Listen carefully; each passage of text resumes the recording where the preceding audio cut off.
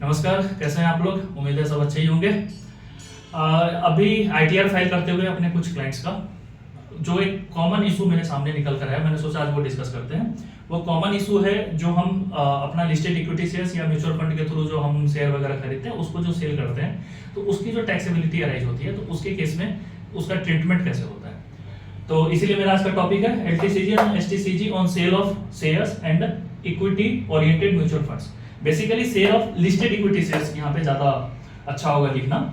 तो इसके बारे में थोड़ा देख लेते हैं, क्योंकि इसकी जो टैक्सेबिलिटी है वो आपके स्लैब के अकॉर्डिंग नहीं चलती। इसके लिए गवर्नमेंट ने या इनकम टैक्स डिपार्टमेंट ने एक स्पेशल रेट ही दे रखा होता है। तो बेसिकली हमारा दो सेक्शन है, एक है हमारा सेक्शन 111A और दूसरा है हमारा सेक्शन 112A। ये क्या होता है, ये केस है हमारा एसटीसीजी, यहाँ पे अराइज होती है शॉर्ट टर्म कैपिटल गेन, और यहाँ पे हमारी अराइज होती है लॉन्ग टर्म कैपिटल गेन। होता क्या है, जब भी हम बात करते हैं equity oriented mutual funds and listed equity shares, इसके केस में हमारा जो होल्डिंग पीरियड अगर अप टू 12 मंथ्स है तो वो हमारा शॉर्ट टर्म कैपिटल एसेट माना जाता है, और अगर हमारा holding period more than 12 months है तो वो हमारा लॉन्ग टर्म कैपिटल एसेट माना जाता है। तो वो फॉल करता है इन दो कैटेगरी में, शॉर्ट टर्म का 111A में, लॉन्ग टर्म का 112A में।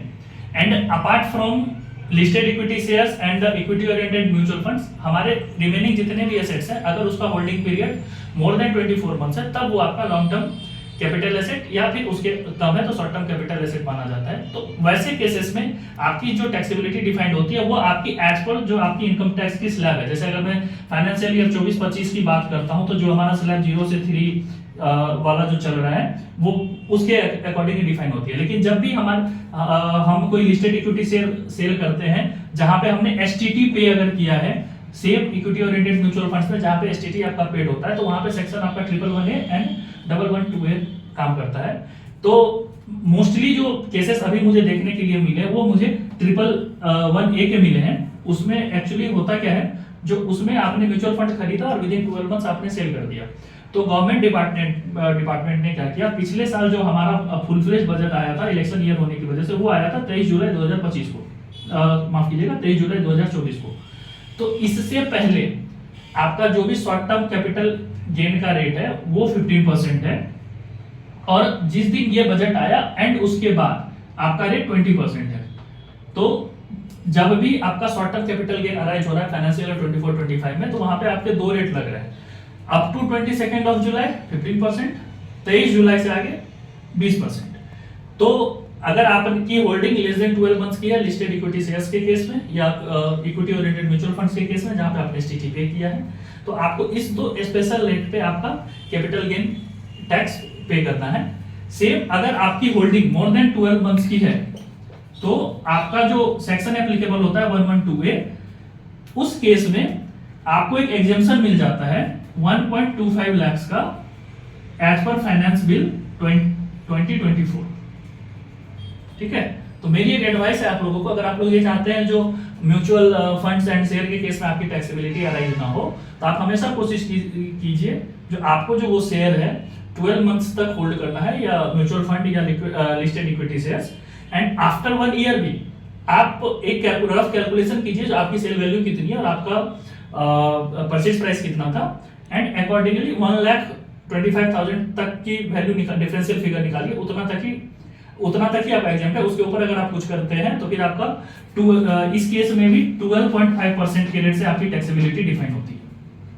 तो ये था हमारा LTCG and STCG on sale of listed equity shares and equity oriented mutual fund. एक चीज और ध्यान रखिएगा, अभी का आईटीआर फाइल करते हुए जो मैंने नोटिस किया है, जो लोग इसको इग्नोर करने का ट्राई कर रहे हैं, बट इस बार इनकम टैक्स डिपार्टमेंट बहुत ज्यादा स्ट्रिक्ट है।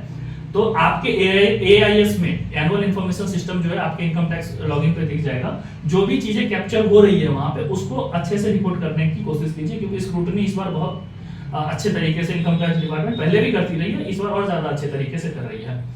तो मुझे लगता है आज का ये टॉपिक आपको समझ में आ गया होगा। अगर कोई डाउट है तो आप कमेंट में डालिए, मैं उसको दोबारा से क्लैरिफाई कर दूंगा।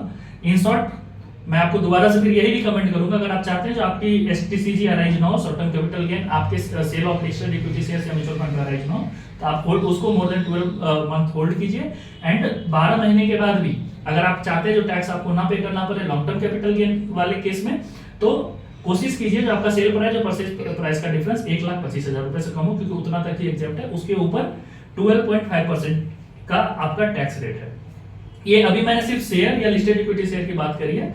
Although long term capital asset and short term capital asset एक बहुत ब्रॉड कॉन्सेप्ट है, जिसके लिए हम अलग से किसी वीडियो में कभी बात करेंगे।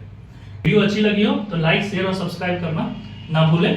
एंड जाने से पहले हमेशा याद रखिएगा, long term capital gain, short term capital gain जब भी अराइज होगा आपके sale of listed equity share या इक्विटी ओरिएंटेड म्यूचुअल फंड पे, तो वो आपके स्लैब में फॉल नहीं करता। उसके लिए एक स्पेशल रेट डिपार्टमेंट ने डिफाइन कर रखा है, जिसपे आपको टैक्स पे करना होता है, और ये आपके स्लैब से अलग होता है। तो बहुत बार अगर आपका इनकम स्लैब, जैसे अगर अभी का स्लैब तो 7 लाख रुपए तक रिबेट के बाद आपको टैक्स पे नहीं करना है, आपकी इनकम 7 लाख रुपए से कम भी है, तो भी अगर आपकी एसटीसीजी या एलटीसीजी अराइज होती है, तो आपको आपकी income although total income 7 lakh रुपए से कम है, बट आपने शेयर सेल किया है, आपने म्यूचुअल फंड सेल किया है, तो उसका और वो अगर प्रॉफिट में है, तो उस पर आपको अगर 15% या 20% वो डेट पे डिपेंड करता है, आपको वो टैक्स पे करना पड़ेगा। धन्यवाद।